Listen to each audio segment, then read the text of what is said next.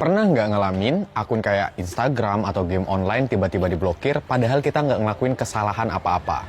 Kesel nggak sih? Inilah dunia Web 2, di mana developer bisa bertindak sesuka hati dan kita nggak bisa apa-apa.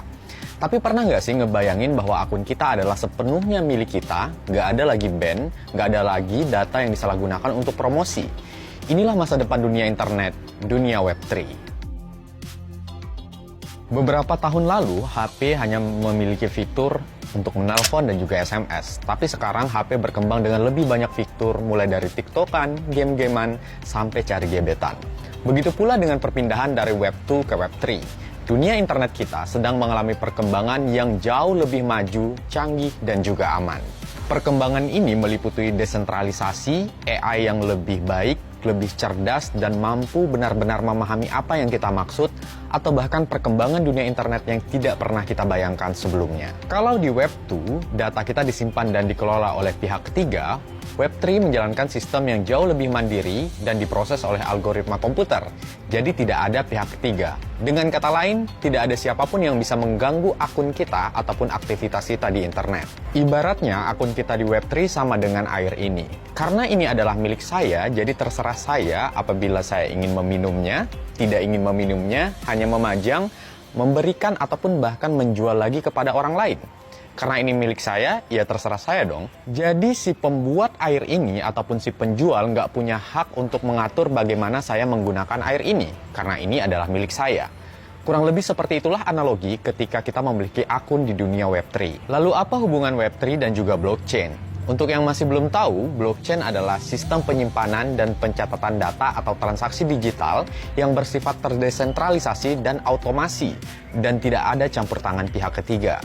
Apabila dianalogikan, blockchain ini sama dengan buku yang nantinya akan mencatat semua yang terjadi di internet. Bedanya buku ini adalah elektronik. Nah, untuk menjalankan sistem Web 3, blockchain dibutuhkan untuk mencatat semua kegiatan yang terjadi di Web 3.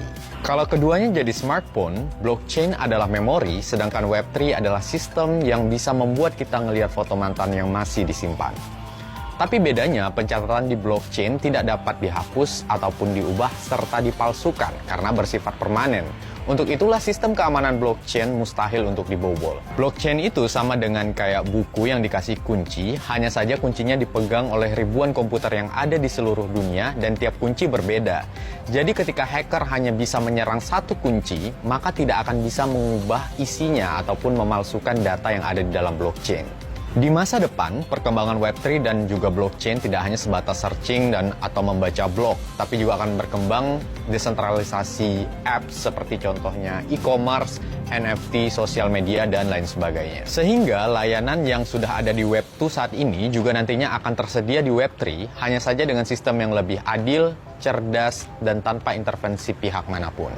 Kesimpulannya, Web 3 adalah dunia internet yang jauh lebih cerdas, terdesentralisasi, aman tanpa intervensi pihak ketiga, dan berpotensi untuk pengembangan desentralisasi apps yang jauh lebih besar ke depannya. Sedangkan blockchain adalah algoritma komputer yang terdesentralisasi, yang tugasnya adalah melakukan pencatatan segala aktivitas yang terjadi di dunia digital. Pada intinya, keduanya akan saling membutuhkan. Blockchain adalah teknologi servernya, sedangkan Web 3 adalah sistem yang akan menggunakan teknologi blockchain.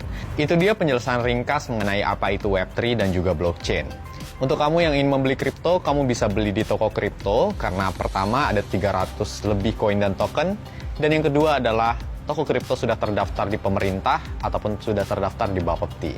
Sekian dari aku, semoga bisa membantu.